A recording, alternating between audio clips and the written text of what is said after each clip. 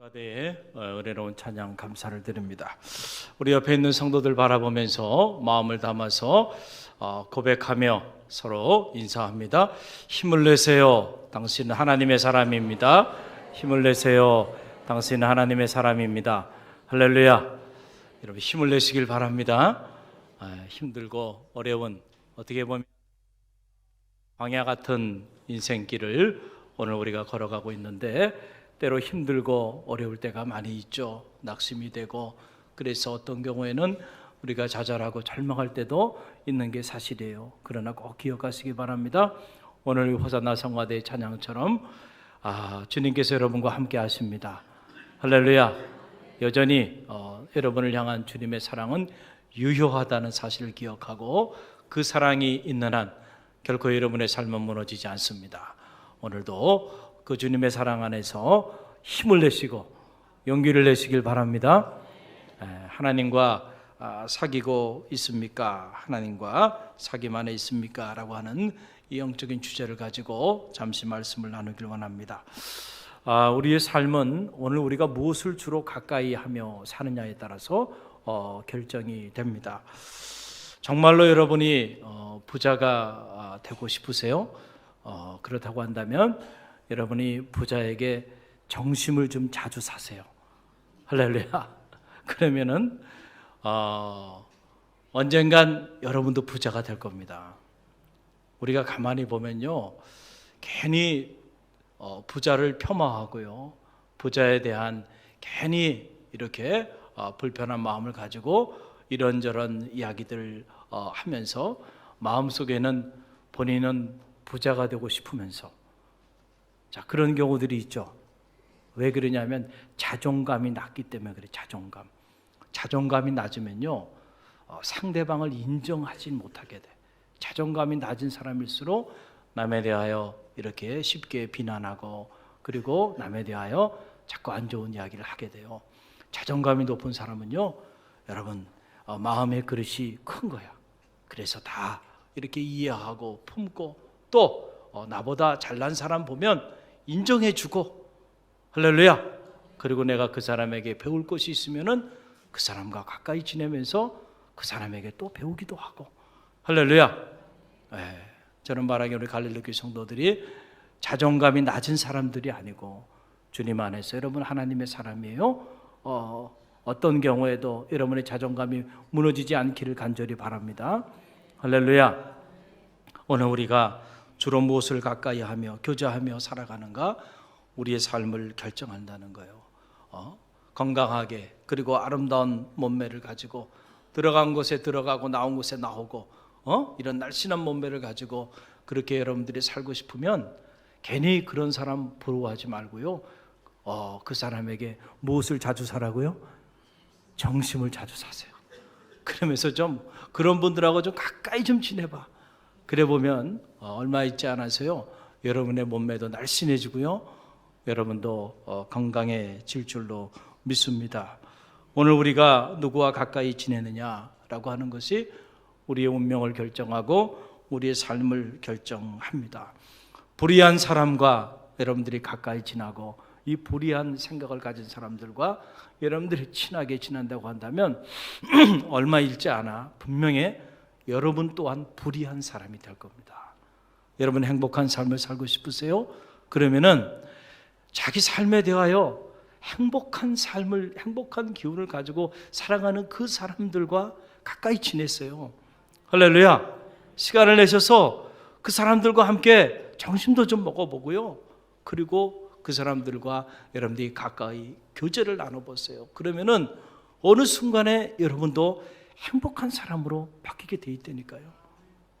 영적으로 깊은 영적인 심연 안에 들어가 있는 그러한 분들, 그런 신앙이 좋으신 그런 분들을 보면서 여러분 마음에 부러움이 있습니까?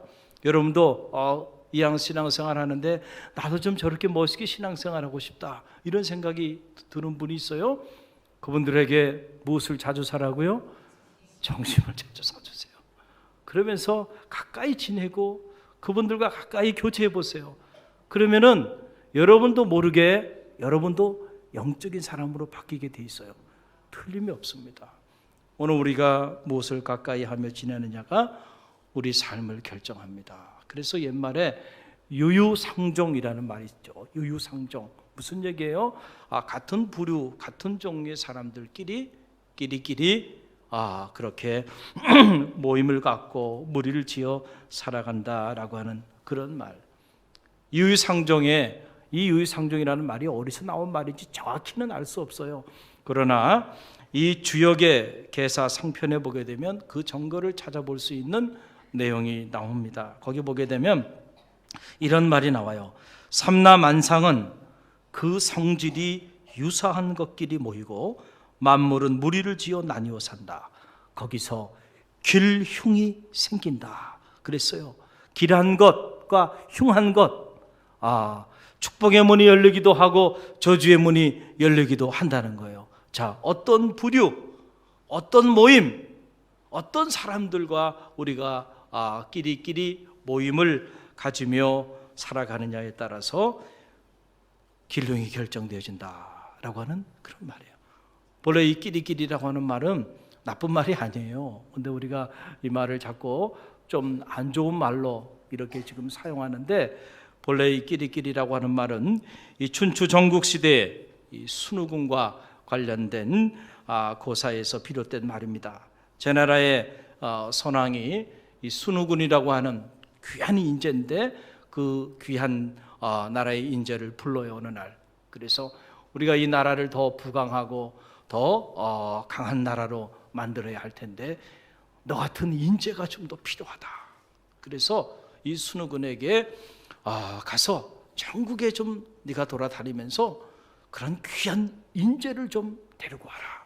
그랬어요. 그랬더니 순우군이 인재를 구하러 간 지 얼마 안 돼서 인재를 데려왔는데 무려 7명이나 데리고 온 거예요. 그러니까 왕이 깜짝 놀라면서 아니 어떻게 어디서 이렇게 많은 인재를 한꺼번에 데려왔냐 말이야. 그랬더니 이 순우군이 왕에게 하는 말이 그겁니다. 귀한 같은 종의 새가 무리지어 살듯 인재도 끼리끼리 모입니다. 그러므로 신이 인재를 모으는 것은 강에서 물을 구하는 것과 같습니다. 할렐루야.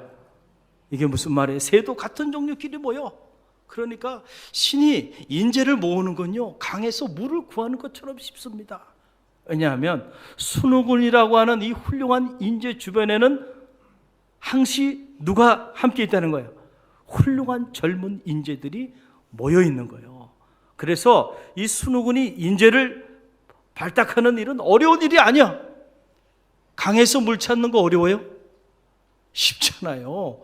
강에 온 천지가 물 아닙니까? 할렐루야. 여기서 비롯된 말이 끼리끼리라는 말이에요. 인재들끼리 모여있다라고 하는 그런 얘기죠. 그런데 우리가 이거를 부정적인 용어로 이렇게 사용하고 있는데요. 여러분, 지금 온 나라가 이 성추행과 성폭행 문제로 시끄럽죠. 여러분, 가슴에 음란한 생각을 품고, 그리고 품지 말아야 되는 여인을 품고 살면서 어떻게 행복한 미래가 펼쳐질 거라고 기대합니까? 그런 기대를 갖고 살아가는 것 자체가 망상이다. 황댕망상이다 이거야. 무엇을 품고 무엇과 주로 가까이 지내느냐가 중요하다니까요. 그래서 여러분, 지혜자는 말합니다. 잠언 6장 27절로 29절을 말씀 보게 되면 사람이 불을 품에 품고서야 어찌 그의 옷이 타지 아니하겠으며 사람이 숯불을 밟고서야 어찌 그의 발이 되지 아니하겠느냐. 남의 아내와 통관하는 자도 이와 같을 것이라 그를 만지는 자마다 벌을 면하지 못하리라. 아멘. 할렐루야. 아니, 불을 가슴에 품고 내가 타지 않을 것이라고 생각하고 살아간다면 얼마나 어리석은 일이냐라고 하는 거죠. 여러분, 시뻘건 그 숯불 위에 자기 발을 디뎌놓고 말이죠. 그래놓고 내 발이 되지 않을 것이다 이렇게 생각하고 살아간다면 얼마나 어리석은가. 품지 말아야 하는 여인을 가슴에 품고 살면서 내 삶의 행복한 미래가 펼쳐질 거라고 그런 기대를 가지고 살아간다는 얼마나 어리석은 일이냐라고 하는 거예요. 사랑하는 성도 여러분, 오늘 여러분은 이 아침에 여러분의 마음속에 무엇을 품고 있나요? 오늘 여러분은 여러분의 삶에 주로 여러분이 가까이 하는 것이 뭔가요? 그 가까이 하고 있는 그것이 여러분의 미래를 결정합니다. 여러분의 내일을 결정한다는 사실을 기억하시길 바랍니다. 오늘 이 요한 1서 1장 5절의 말씀, 짧은 말씀이죠. 이 한 절의 말씀인데, 이 말씀은 제가 작년에 안수고를 보내면서 뉴욕에서 허리가 아파서 미동도 하지 못하고 그렇게 숙소에 머물러 있으면서 은혜 받았던 그런 말씀이에요. 사도 요한의 말씀을 쭉 묵상하면서 정리할 수 있는 그런 시간들을 제가 갖게 되었는데, 그때 이 말씀을 접하면서 큰 충격을 받았고, 그리고 제 안에 많은 어두움을 극복할 수 있는 그런 강력한動力이 되었습니다. 이 요한 1서 1장 5절 한 절의 말씀인데, 이 말씀에 보게 되면 바로 사도 요한이 이 요한 1서 이 1장을 통하여 실론, 다시 말하면 하나님이 어떤 분이신가라고 하는 것을 너무나도 정확하게 정의해 주고 있는 놀라운 말씀입니다.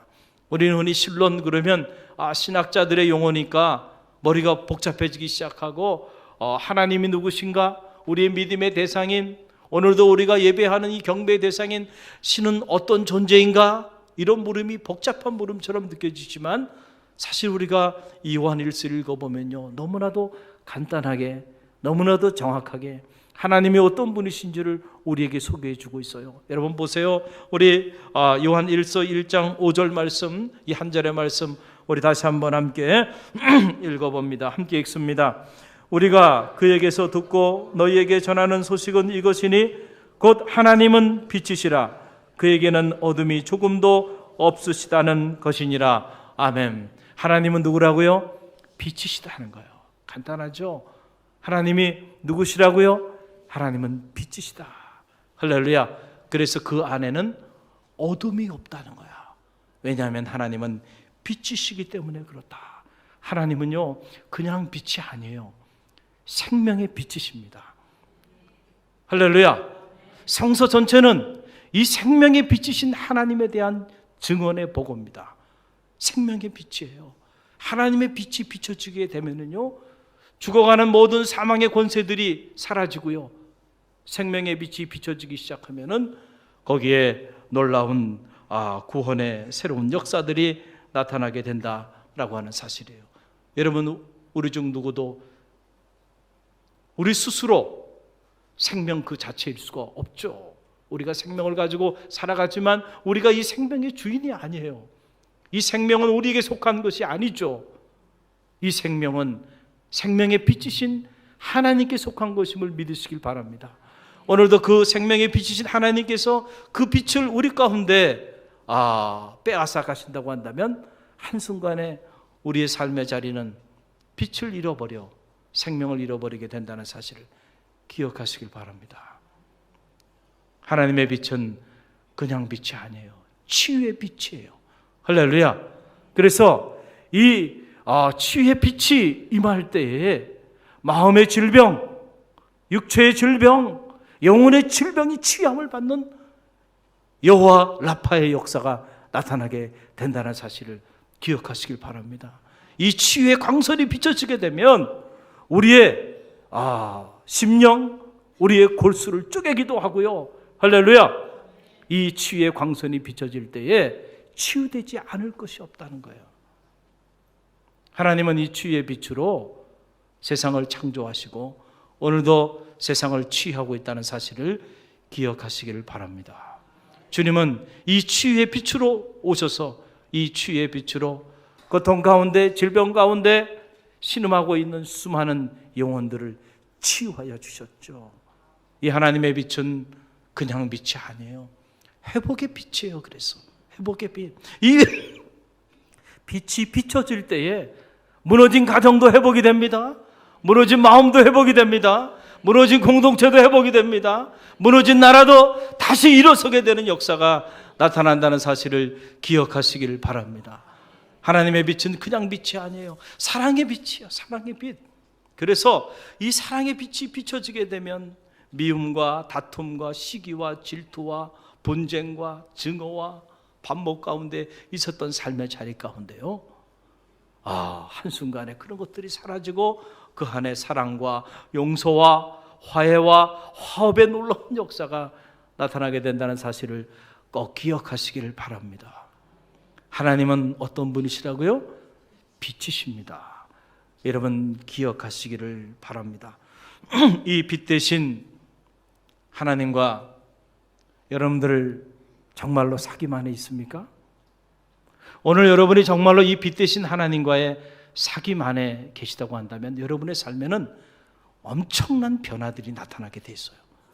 그 중에서 가장 큰 변화는 다른 것이 아니고 여러분 안에 어둠이 사라지게 돼 있다라는 사실이에요. 빛이 임하는데 어떻게 어둠이 그 자리에 여러분 자리할 수 있겠는가라고 하는 사실입니다. 여러분이 정말로 빛 대신 하나님과의 사귐 안에 있다고 한다면 여러분의 삶에도, 여러분의 자녀의 삶에도, 여러분의 가정에도, 우리 교회와 이 지역과 이 나라와 민족에도 어둠은 사라지게 돼 있어요. 할렐루야. 만약에 여러분들 중에 어떤 이들이 목사님, 저는 하나님과의 사귐 안에 있어요. 그런데도 불구하고 제 안에 여전히 어둠이 있네요. 저희 가정에도 여전히 어둠이 있고 제 삶의 자리에도 여전히 어둠이 있네요. 제가 하나님과의 사귐 안에 있는데 왜 내 안에 어둠이 있나요? 이렇게 물어보는 이들이 있을 수 있어요. 오늘 요한 1서는 거기에 대한 자명한 해답을 던져주고 있어요. 정말로 여러분들이 하나님과의 사귐 안에 있다고 말을 하는데 여러분의 삶에 여전히 어둠이 있다고 한다면 요한 1서는 말합니다. 그것은 여러분이 거짓말하는 것이다 라고 하는 거예요. 거짓말하고 있는 것이다 라고 하는 거예요. 여러분 보세요. 오늘 요한 1서 6절 말씀을 보세요. 6절 말씀 함께 읽어봅니다. 만일 우리가 하나님과 사귐이 있다고 하고 어둠에 행하면 거짓말을 하고 진리를 행하지 아니함이거니와. 아멘.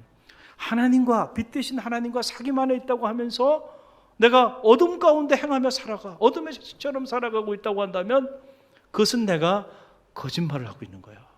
사실은 하나님과의 사귐 안에 있지 않으면서 하나님과의 사귐 안에 있다라고 그렇게 내가 거짓으로 말을 하고 있다는 거예요. 여러분 보세요. 아무리 칠흑 같은 어둠도요, 빛이 임하면요 어둠은 사라지게 돼 있습니다. 빛과 어둠이 한 공간에 동시에 공존하는 경우는 없습니다. 어둠이 자리했다는 것은 뭐예요? 그것은 단지 빛의 결핍일 뿐이에요. 빛의 부재. 다시 말하면 빛이 사라지게 되면 그 공간에는 반드시 무엇이 채워져요?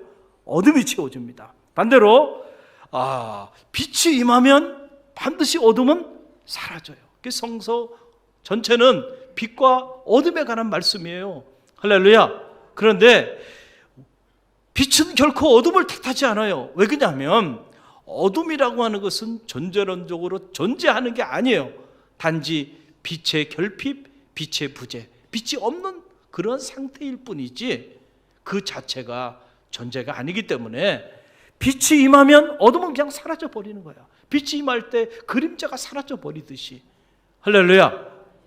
그렇기 때문에 우리는요, 어둠 때문에 낙심하거나 어둠 때문에 좌절하거나 어둠 때문에 절망하거나 어둠 때문에 불평하고 원망할 필요가 없어요. 여러분, 빛 대신 하나님과의 영적인 사귐 안에 들어가면 한순간에 그 칠흑 같은 어둠도요, 언제 그랬냐는 듯이 사라져 버리게 되기 때문에 그렇습니다. 할렐루야. 여러분이 이렇게 말씀했잖아요. 닭의 목을 비틀어도 뭐는 온다 그랬어요? 새벽은 온다. 새벽은 온다. 어둠이 짙으면 짙을수록 무엇이 지금 가까이 오고 있는 거예요? 동트는 새벽이 가까이 오는 거예요. 저는 가끔 그런 생각을 해요. 내 삶에 어둠이 짙게 드리워질 때 오히려 절망하기보다 기대합니다. 이 어둠이 깊어지면 동트는 새벽이 이제는 다가온다는 거예요. 반드시 쨍하고 해 뜰 날 와요, 안 와요? 오잖아요. 제가 속초에 이렇게 여름휴가 갔을 때 저희 아내하고 이 동이 트는 그 새벽을 보고 싶었어요. 그래서 한 3시쯤인가요? 이렇게 일어났는데 깜깜한 바다예요. 그런데 새벽이 찾아오는데 보니까 말이죠, 갑자기 저 수평선 저 바다에서 온 그 바닷물이 붉게 물들기 시작하더니요, 한순간에 그냥 해가 쫙 올라갔는데요, 한순간에 어둠이 사라져버리더라고요. 할렐루야. 거짓말처럼 어둠이 사라져버리더라고요. 그렇구나. 아무리 짙은 어둠이 있어도 다 때가 되면 뭐요? 어둠은 사라지는구나. 제가 말씀드렸듯이 불과 얼마 전까지만 해도 너무너무 추워가지고 여러분들이 새벽기도 하면서도 그러고 수요예배 금요기도 하면서도 춥다고 그래서 어떻게 난방을 어떻게 더 해야 되나 고민했잖아요. 너무너무 추워서 이제 교회 나오기도 어려운 이 지경까지 내려갔는데, 그때 제가 새벽에 우리 교우들에게 그 얘기를 했어요. 갑자기 어느 날 하나님이 영감을 주시더라고요. 우리 교우들에게 용기를 줘야 되는데 어떤 메시지를 선포할까 고민하는 중에 영감을 주셨어요. 그래서 그 새벽에 너무너무 추운 새벽이었어요. 제가 그랬어요. 사랑하는 성도 여러분, 많이 추우시죠?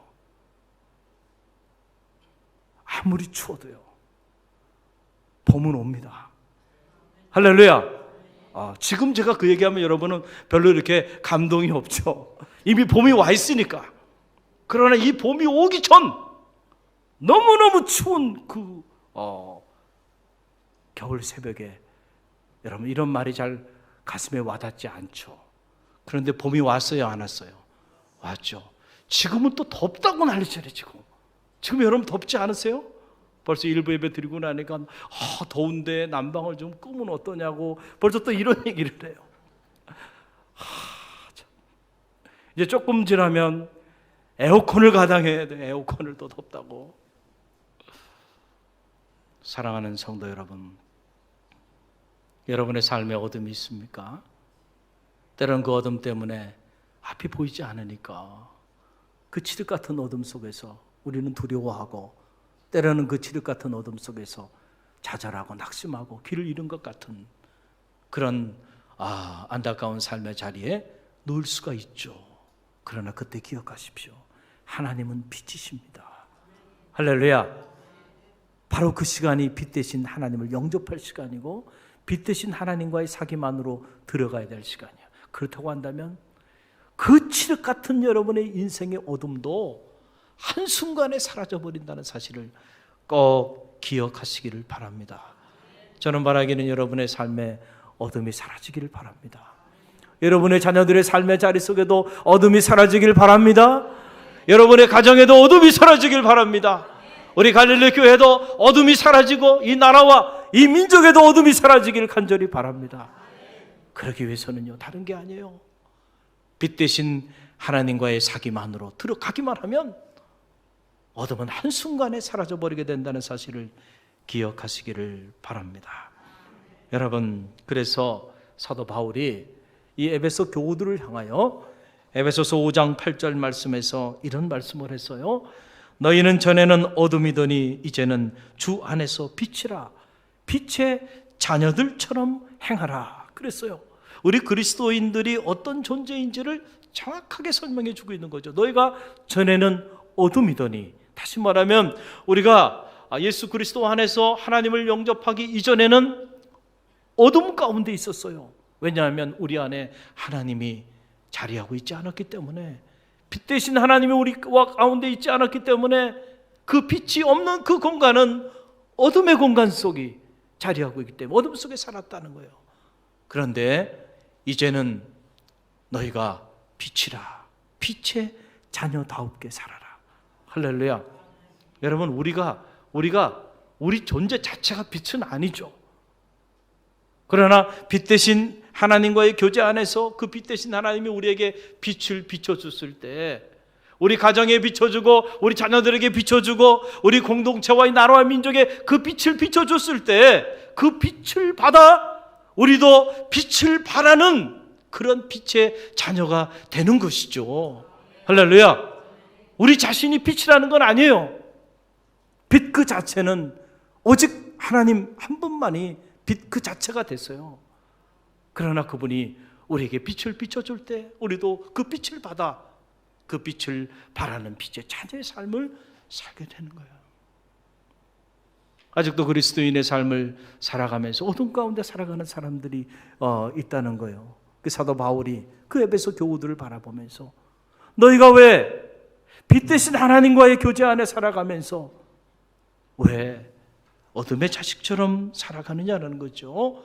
그래서 빛의 자녀다웁게 살아라 라고 하는 그런 말입니다. 여러분, 우리가 빛 대신 하나님과의 이 교제를 결정하는 결정권은요, 하나님께 있는 것이 아니고 우리 자신에게 있다는 사실을 꼭 기억하시길 바랍니다.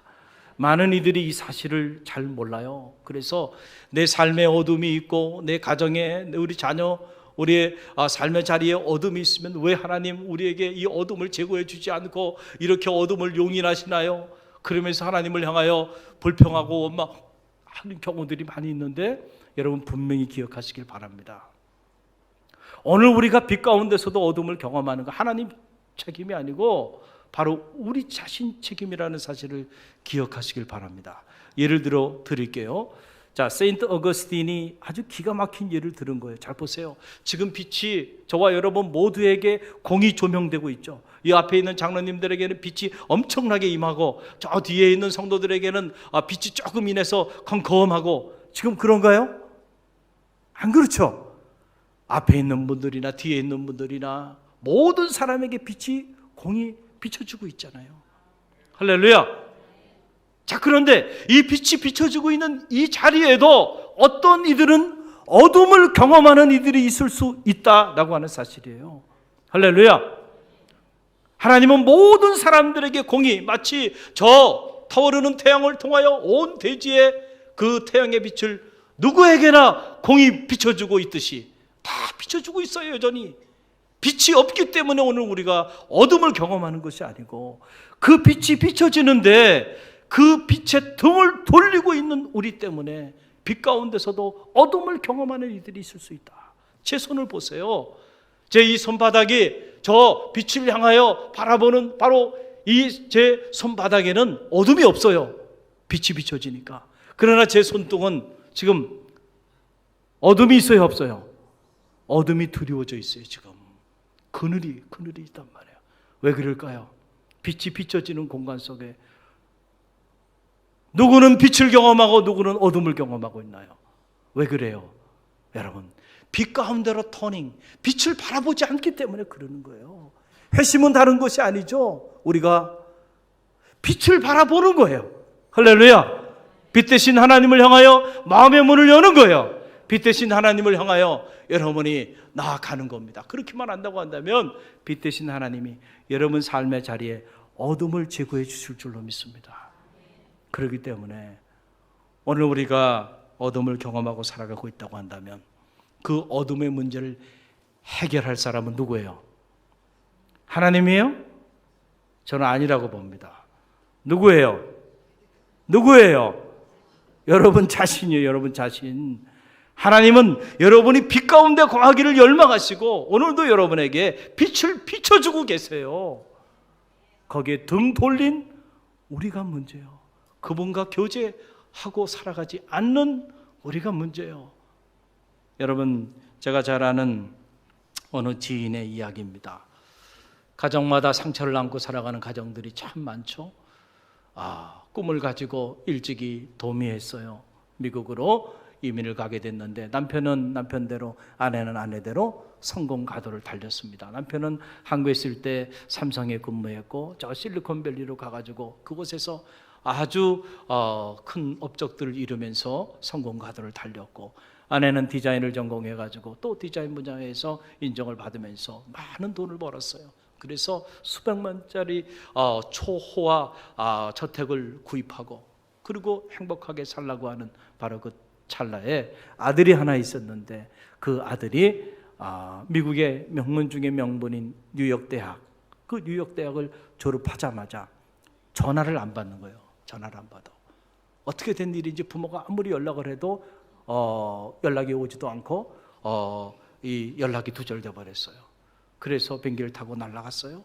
가서 확인해 보니까 이 아들이 대학을 졸업하면서 결심한 게 있는데 바로 그게 뭐냐면 부모하고 이제는 이혼을 끊겠다는 거예요. 부모하고 이혼을 끊겠다. 얼마나 충격이었을까. 남의 나라에 가서 정말 낮밤으로 그렇게 분주하게 달리고 또 달리면서 왜 그렇게 달렸겠어요? 그 하나 있는 아들, 사랑하는 아들, 그 아들 행복하게 그 아들 위하여 그렇게 사는 거 아닙니까? 그 아들 때문에 대부분의 이민자들의 그 이민을 간 그 사연들을 들어보면 대부분이 부모가 자기 자신을 위해서 이민 가신 분들은 거의 없어요. 대부분이 누구 때문에 가요? 자녀 때문에 간단 말이에요. 자녀 때문에 결심을 하고 이렇게 가게 되는데 그 하나 있는 사랑하는 아들, 그 아들을 위해서 왔고 그 아들 위해 내가 지금까지 이렇게 달려왔는데 이 아들이 이제는 더 이상 부모와 연을 끊고 살겠다고 완전히 그냥 연락을 두절시켜버리고 만나주지도 않는 거예요. 왜 그랬는가? 얘기를 들어보니까 다른 게 아니에요. 이 아이가 그동안에 엄마로부터 어떻게 보면 집착에 가까운 그 엄마의 과도한 관심이 그에게는 상처가 됐어요. 공부를 잘해야 되고 남보다 잘해야 되고 남보다 좋은 대학에 가야 되고 남보다 좋은 스펙을 쌓아야 되고 그래서 부모 입장에서는 자녀가 잘 되기를 바라는 마음으로 그 아이에게 그렇게 푸셔를 한 건데 이 아이는 부모가 원하는 대로 그렇게 달려가면서도 마음에는 상처가 있는 거예요. 그래서 그것이 쌓이고 쌓이다가 그래 좋은 대학 가지, 좋은 대학 갔어요. 그래 열심히 공부하지, 열심히 공부했어요. 그리고 딱 졸업하면서부터는 나는 다시는 당신하고 인연을 끊겠단 말이에요. 그 상처가 말이죠 터진 거예요. 그리고 더 이상 관계가 무너져 내린 거예요. 행복한 일만 남았는데 이제.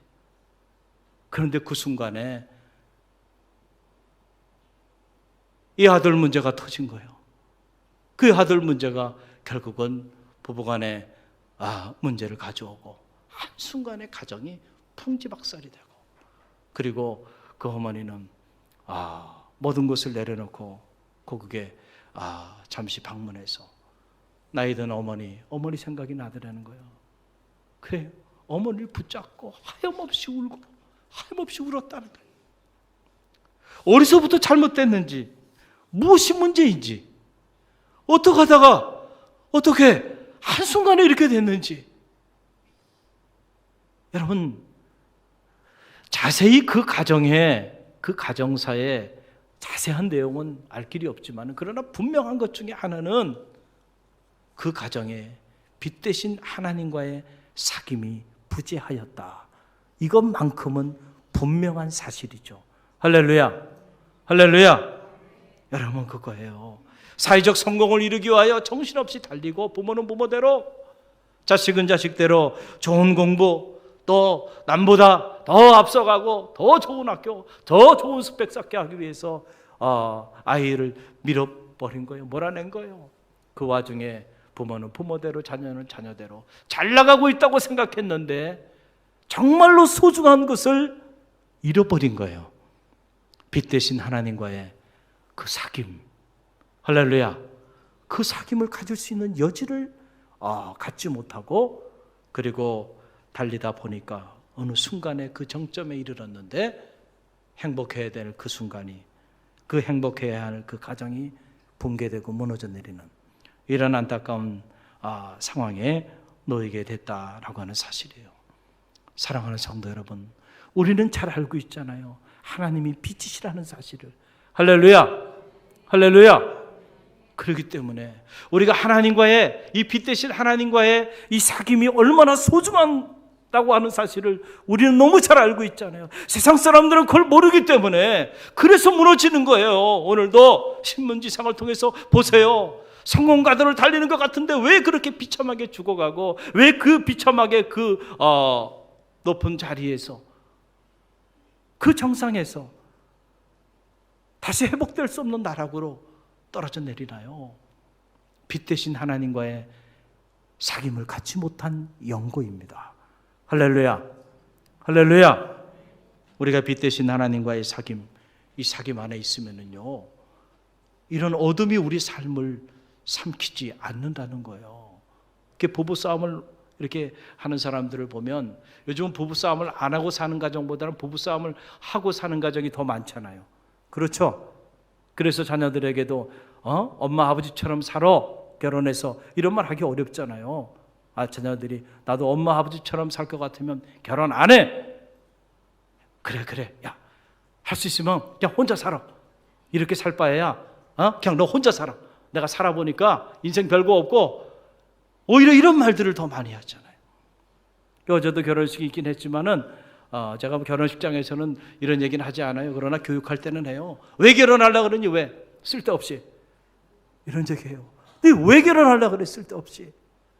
왜 이런 얘기를 제가 하나요? 건강하고 행복하게 살기 위해서 결혼하는데 결혼한 지 얼마 안 돼가지고 싸우는데, 요즘은 싸우는 것이 부부싸움이 뭐 칼로 물베기가 아니에요. 옛날 말이에요. 부부싸움이 일어나면 정말 무서워요. 그래서 불행을 선택하고 불행하기 위해서 목숨 걸고 싸우는 사람들처럼 그렇게 싸운다니까요. 근데 왜 결혼해? 그냥 혼자 살지.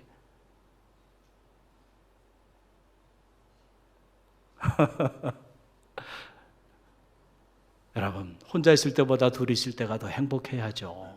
할렐루야. 혼자 있을 때보다 둘이 있을 때가 삶이 더 빛나야죠. 혼자 있을 때보다 둘이 있을 때가 완전체라는 거 아닙니까? 그래서 더 의미 있고 가치 있는 삶을 살아야죠. 그렇게 살기 위해서 결혼하는데 왜 이렇게 많이들 싸우고 왜 이렇게 가정이 파괴되고 붕괴되고 있는지 몰라요. 그런 가정들일수록 보면 다른 걸 볼 필요는 없어요. 그게 재정의 문제, 경제적인 문제 때문에, 또 남편의 성격, 아내의 성격, 또는 자녀 문제 때문에 뭐 이런저런 얘기들 하는데, 사실은 그것이 본질적인 문제는 아닙니다. 정말로 근본적인 문제는 뭐냐면 빛 대신 하나님과의 사귐 안에 있지 않기 때문에 그 가정에 이런 어둠이 있는 거예요.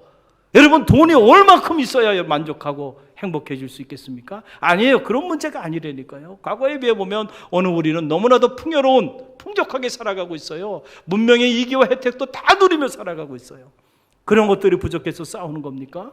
아니에요. 근본적인 문제는요, 빛 대신 하나님과의 사귐 안에 있지 않기 때문에 오늘 우리 안에 어둠이 자리하고 있다는 사실을 기억하시길 바랍니다. 그래서 점검해 보세요. 당신 얼마나 최근에 이 하나님과의 깊이 있는 영적인 교제와 사귐, 경건의 시간을 가져보았나라고 물어보면, 그런 가정일수록 그런 시간을 갖지 못해요. 정말로 중요한 것이 무엇인지를 놓치고 살아가고 있다라고 하는 사실입니다. 사랑하는 성도 여러분, 오늘 이 아침에 여러분에게 묻고 싶습니다. 여러분은 정말로 빛 대신 하나님과의 사귐 안에 있습니까? 그렇다고 한다면 여러분의 삶에 어둠은 사라질 것입니다. 여러분의 자녀의 삶의 자리 가운데도 어둠은 사라질 겁니다. 여러분의 가정에도 어둠은 사라지게 될 것이에요. 하나님과의 이 사귐이 회복되어지는 축복이 있기를 간절히 바랍니다. 우리 함께 이 시간에 기도하는데요, 조용히 눈을 감으시고요, 두 손을 가슴에 한번 얹어보세요. 옆 사람 볼 필요 없어요. 혹시라도 오늘 이 시간 여러분의 마음에 어둠이 드려져 있다고 한다면, 그리고 여러분의 자녀들을 생각해 보세요. 여러분의 자녀가 어둠 속에서 헤매고 있다고 한다면 여러분의 가정을 들여다보세요. 여러분의 가정은 괜찮습니까? 여러분의 가정에 여전히 어둠이 자리하고 있다고 한다면 오늘 우리가 무엇을 해야 할지, 정말 나는 빛 대신 하나님과의 사귐 안에 있는지 점검해 보시고, 빛 대신 하나님과의 사기만에 거하는 자녀가 되게 하소서. 우리 자녀들이 어디서 무엇을 하든지 빛 대신 하나님과 사기만에 있게 하소서. 우리 가정이 빛 대신 하나님과의 교제 안에 있는 가정이 되게 하소서. 우리 교회가 이 지역과 나라와 민족이 빛 대신 하나님과의 사귐 안에 있게 해달라고 우리가 함께 동성으로 잠시 말씀을 붙잡고 기도하며 나갑니다.